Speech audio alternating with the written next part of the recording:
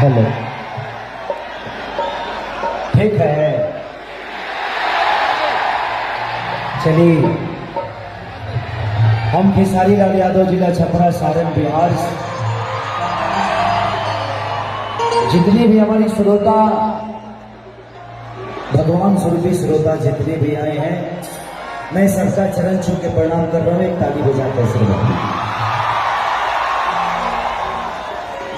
अब सबकर चरण छुए खातिर जाए तो ज्यादा टाइम लगेगा।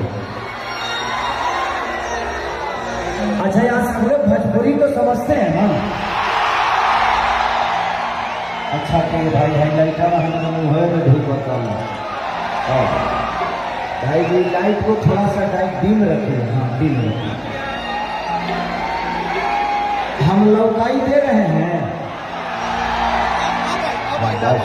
क्योंकि आप सब मुझे देख पा रहे हैं, मैं आपको नहीं देख पा रहा हूँ इस लाइट की वजह से। तो कुछ अलग से लाइट दे दीजिए ताकि मैं भी देख पाऊँ इनको। हमारा मोड़िए तो बाहर दो ना,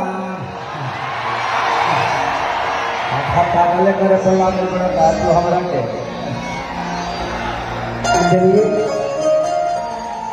जिला प्रशासन के जितने भी लोग हैं, पीएम साहब से लेकर माननीय मुख्यमंत्री भूपेश